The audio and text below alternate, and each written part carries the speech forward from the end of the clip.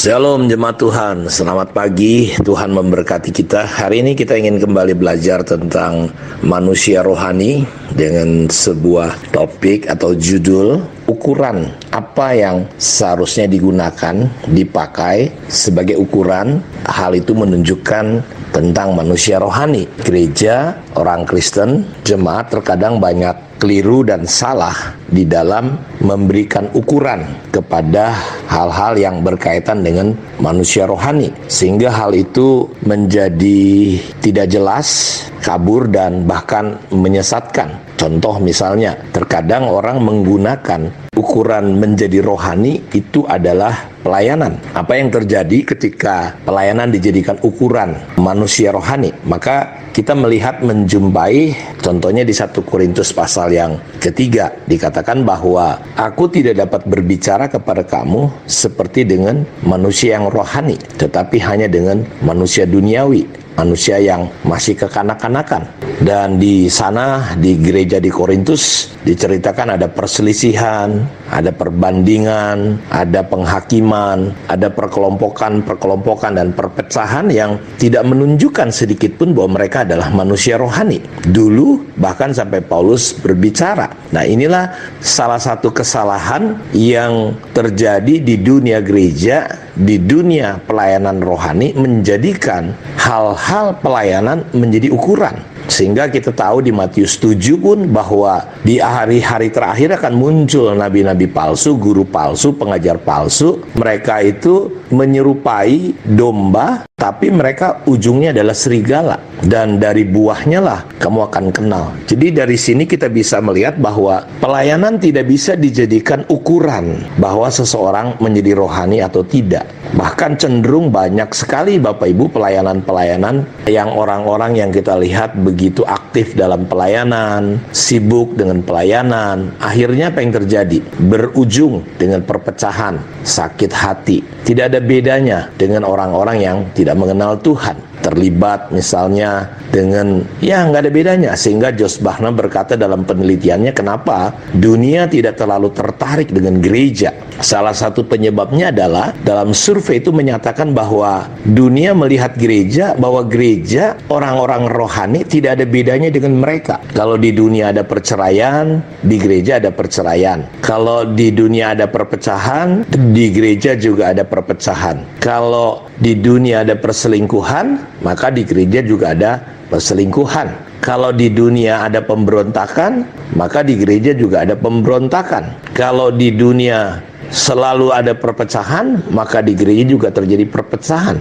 Jadi apa bedanya Bapak Ibu? Orang Kristen, gereja dengan dunia tidak ada bedanya. Itu yang menyebabkan katanya dalam surveinya itu menyatakan banyak orang tidak lagi tertarik dengan gereja, bukan dengan Kristusnya ya, tapi dengan gereja, dengan orang-orang Kristennya. Karena orang Kristennya ternyata sama dengan dunia. Jadi jelas sekali bahwa kita tidak bisa memakai pelayanan sebagai ukuran menunjukkan seseorang menjadi rohani atau tidak. Memang orang-orang yang rohani pasti akan terbeban dengan pelayanan. Tidak mungkin saudara menjadi orang rohani, manusia rohani, tidak punya beban kepada manusia. Karena menurut saya salah satu ciri manusia rohani adalah dia mulai punya belas kasihan. Sepanjang Alkitab kita lihat Yesus selalu tergerak oleh belas kasihan. Paulus, rasul-rasul, mereka tergerak dengan jiwa-jiwa, dengan manusia. Tetapi orang yang melayani belum tentu mereka adalah manusia rohani.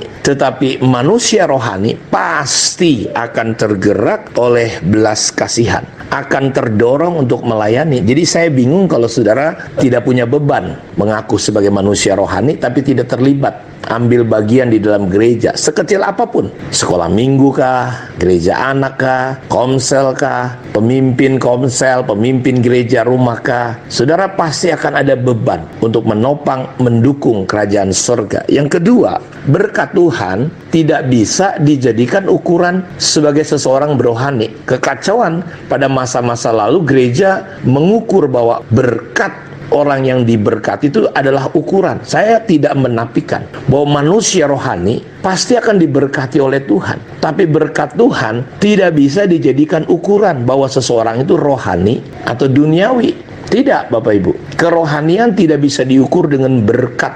Ya, orang berkata, lihat kalau kita ikut Tuhan pasti diberkati. Seperti Abraham, seperti Ayub. Ya, saya nggak menyangkal. Tapi kita tidak bisa menjadikan ukuran manusia rohani itu diukur dari masalah berkat. Kalau cerita berkat, Yesus berkata, serigala punya liang, burung punya sarang, tetapi anak manusia tidak punya tempat untuk meletakkan kepalanya. Bayangkan, serigala masih punya tempat, burung punya sarang. Tapi pengikut Yesus berkata, seorang murid tidak akan pernah lebih dari gurunya. Justru kebanggaan kita adalah kalau kita bisa menderita karena nama Tuhan. Jadi kemapanan, kenyamanan, kesuksesan lahiriah bukanlah ukuran seseorang rohani atau tidak. Bahkan di Filipi 1 ayat yang ke-29 dikatakan, kepada kamu dipercayakan bukan hanya untuk percaya, tetapi juga untuk menderita karena nama Tuhan. Nah, ini yang menyebabkan kekristenan banyak orang menjadi kecewa, banyak orang menjadi kacau dalam ukuran-ukuran rohani dalam pelayanan, karena akhirnya orang pelayanan mengejar berkat, ya, pengen terkenal, ya, pengen kalau ketemu, ya, misalnya, kamu udah naik apa sekarang? Ya, berapa jumlah jemaat. Jadi orang mengukur kesuksesan rohani itu dari perkara-perkara hal-hal lahiriah, jumlah. Padahal ukuran kerohanian bicara tentang kedewasaan karakter kita, bagaimana respon kita, sikap kita waktu kita menghadapi satu keadaan yang tidak baik, tidak ideal.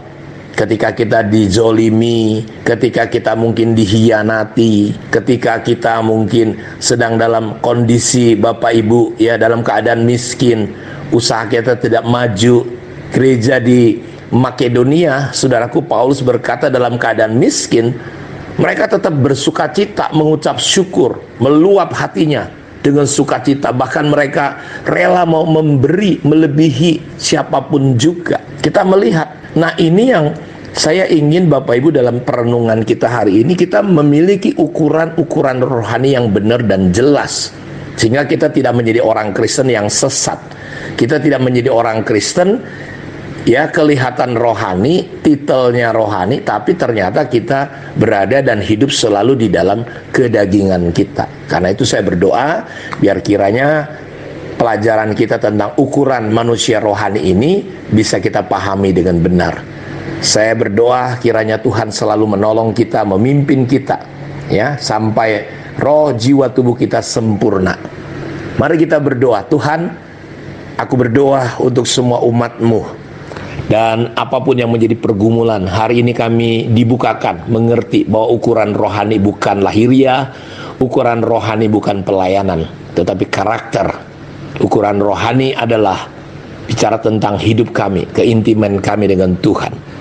Hamba berdoa jika ada di antara jemaat Tuhan yang lemah, yang sakit, bahkan yang terkena COVID, famili, keluarga, kami mau katakan COVID tidak bawa kematian, COVID bawa kemuliaan Allah. Nama Yesus adalah nama di atas segala nama.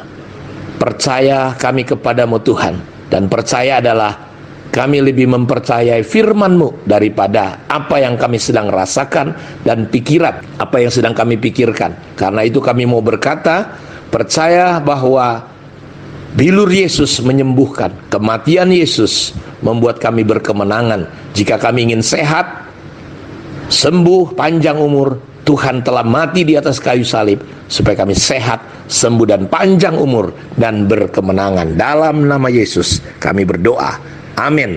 Tuhan Yesus memberkati kita semua. Shalom.